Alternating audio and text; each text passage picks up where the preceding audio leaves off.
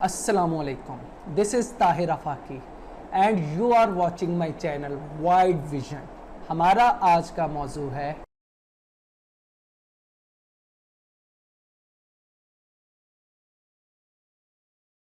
Powers and functions of Turkish president.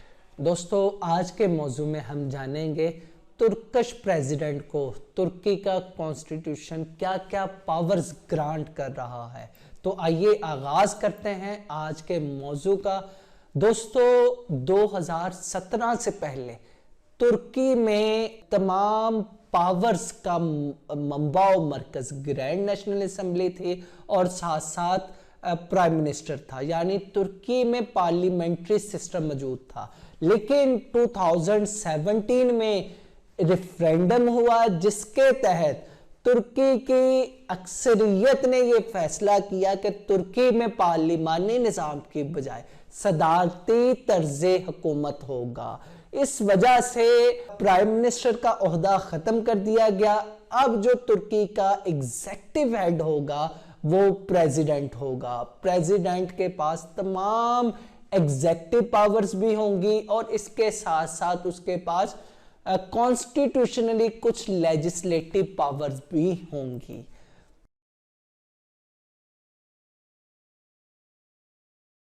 तुर्की का president बनने के लिए 1982 का आइन, उसका आर्टिकल 101 के मुताबिक ऐसा कोई भी आदमी तुर्की का प्रेसिडेंट बनने के लिए क्वालिफाई कर सकता है जो कि तुर्की में पैदा हुआ हो, उसकी उम्र कम से कम 40 साल हो और उसके पास बैचलर डिग्री मौजूद हो, यानी कि आला तालीम याफ्ता हो। इसके साथ साथ वो डायरेक्टली इलेक्ट होगा लोगों से। लोग जो हैं तुर्की के लोग वो इलेक्शंस के जरिए, वोटिंग के जरिए सदर को मुंतखब करेंगे।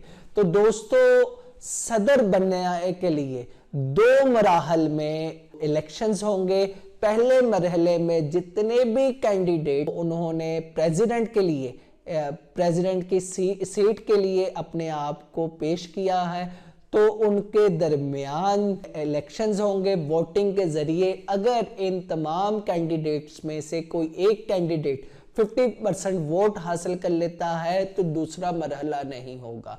अगर 50% वोट नहीं हासिल कर पाता तो दूसरा मरहला होगा जिसमें तुर्की का प्रेसिडेंट इलेक्ट होगा और तुर्की का प्रेसिडेंट 5 साल के लिए इलेक्ट होगा। इसके साथ साथ कॉन्स्टिट्यूशनली प्रेसिडेंट सिर्फ 2 टर्म्स के लिए मुंतखब हो सकता है। तो इस लिहाज से अगर हम देखेंगे तमाम तरह की शराइत अमेरिकन कॉन्स्टिट्यूशन, अमेरिकन सिस्टम में भी मौजूद है।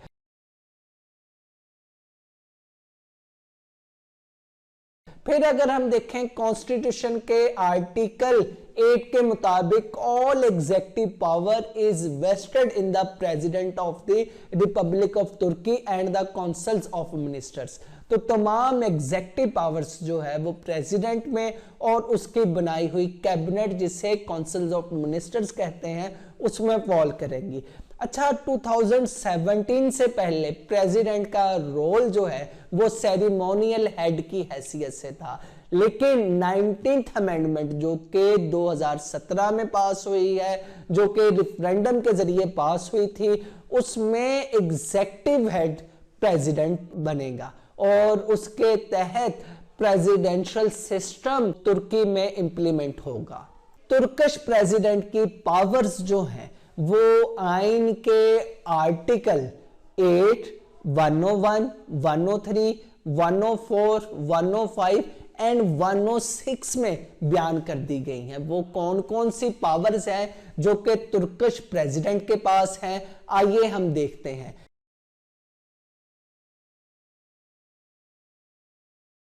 नंबर 1 तो तुर्की का प्रेसिडेंट हेड ऑफ स्टेट है और हेड ऑफ गवर्नमेंट है। वो leader of the councils of minister है। वो अपने तमाम काउंसिल ऑफ मिनिस्टर्स को इलेक्ट करेगा, सिलेक्ट करेगा और इन मेंबर्स के जरिए अपनी एग्जीक्यूटिव पावर्स को एग्जीक्यूट करेगा। इन मिनिस्टर्स के जरिए वो अपने तमाम एग्जेक्टिव फंक्शंस उनको सर अंजाम देगा। वो तमाम कानून साजी जो कि ग्रैंड नेशनल असम्बली ने की है उसके मुताबिक वो मुल्क का निज़ाम चलाएगा, और इस निज़ाम के चलाने में उसके मुआवन कौंसल्स ऑफ मिनिस्टर होंगे, और प्रेसिडेंट चाहे तो इन मिनिस्टर्स से, इस कैबिनेट से मशवरा भी कर सकता है। फिर अगर हम देखें प्रेसिडेंट की जो तमाम एग्जेक्टिव पावर्स जो हैं वो प्रेसिडेंट की ज़ात में फॉल करेंगी। वो नॉन पार्लियामेंट्री मेंबर है, यानी उसे अवाम ने मुंतखब किया है, डायरेक्टली मुंतखब किया है। इस लिहाज से वो अपनी ज़ात में खुद इदारा है और इंतहाई पावरफुल पर्सन है।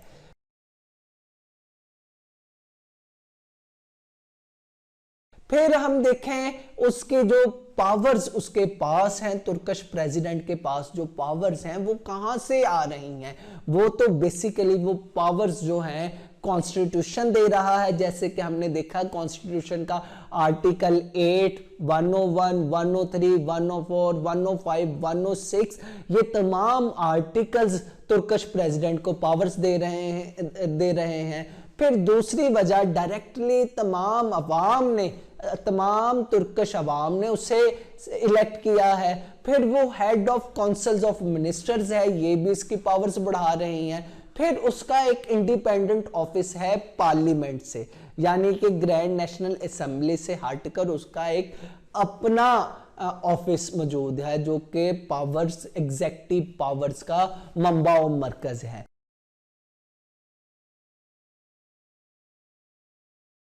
तो अब हम देखें वो कौन कौन सी पावर्स हैं जो कि प्रेसिडेंट के पास हैं। वो कमांडर इन चीफ है आर्म्ड फोर्सेस का, वो जितने भी लोअर और हायर स्टाफ उनको अपॉइंट करता है। वो चाहे तो ग्रैंड नेशनल असेंबली का इजलास बुला सकता है। वो तमाम एग्जेक्टिव पावर का मंबा और मरकज है। जितने भी लॉज जो कि ग्रैंड नेशनल असेंबली पास करती है उन लॉज को वो एग्जीक्यूट करता है। फिर उसके पास ये भी इख्तियार है कि वो फॉरेन इन्वेस्टर्स को अपॉइंट कर सकता है, और इसके साथ साथ वो चाहे तो कैपिटल पनिशमेंट का हामिल कोई भी मुजरम या कोई भी सजा याफ्ता मुजरम, उससे उसकी वो सजा को वो माफ कर सकता है। इन पावर्स में वो इंटरनेशनल ट्रीटीज जितनी भी होती हैं उन सबको रेटिफाई कर सकता है। फिर जितने भी इन्वेस्टर्स हैं तुर्की के दूसरे ममालिक में, उनकी अपॉइंटमेंट भी तुर्किश प्रेसिडेंट के ही हाथ में है।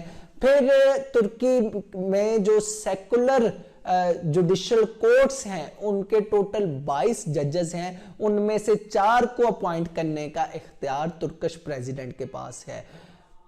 2017 से पहले तुर्किश प्रेसिडेंट 6 जजेस को अपॉइंट कर सकता था, 7 जजेस को ग्रैंड नेशनल असेंबली अपॉइंट कर सकती थी।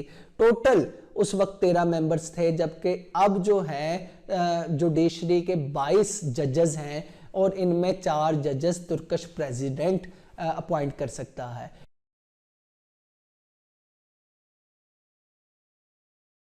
फिर तुर्किश प्रेसिडेंट की जो लेजिस्लेटिव पावर्स हैं उनमें ये पावर भी उसके पास है कि अगर ग्रैंड नेशनल असेंबली कोई लॉ पास करती है तो तुर्किश प्रेसिडेंट के पास ये इख्तियार है कि वो उस बिल पर साइन किए बगैर उसे वापस भेज सकता है, नई एडवाइसेस के साथ उसे वापस भेज सकता है उस बिल को। और फिर इसके साथ साथ तुर्किश प्रेसिडेंट के पास ये इख्तियार भी मौजूद है कि वो बिल को वीटो कर सकता है। वीटो की सूरत में ग्रैंड नेशनल असेंबली 2/3 की मेजॉरिटी के साथ उस बिल को पास करेगी, तो इस तरह वो बिल इंप्लीमेंट हो सकेगा, अदरवाइज वो बिल इंप्लीमेंट नहीं हो सकता। यूं तुर्किश प्रेसिडेंट के पास लेजिस्लेटिव पावर्स भी मौजूद हैं।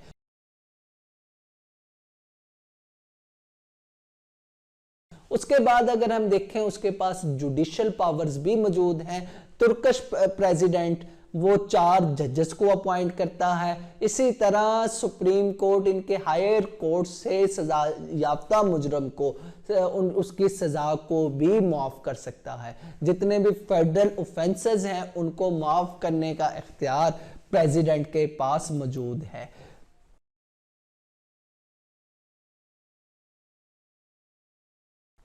अब मुख्तसर हम देखें इन तमाम powers, legislative, executive, judicial powers और तमाम उसके फंक्शंस की बेस पे हम कह सकते हैं कि तुर्किश प्रेसिडेंट तुर्की की तारीख का सबसे ताकतवर प्रेसिडेंट है। इससे पहले इतनी पावर के हामिल सिर्फ 2 ही प्रेसिडेंट गुजरे हैं, मुस्तफा कमाल पाशा और इस्मत अनानू। तो उसके बाद जो है मौजूदा तुर्की का सदर वो सबसे ज्यादा ताकतवर पर्सनैलिटी है। और अगर हम देखें तेजी से गुजरते हुए वक्त में तुर्की के लिए प्रेसिडेंशियल सिस्टम वो ज्यादा उसके लिए सूटेबल था। यही वजह है कि तुर्की की अक्सरियत ने इस सिस्टम को अडॉप्ट किया और यूं तुर्की में प्रेसिडेंशियल सिस्टम इंप्लीमेंट हुआ।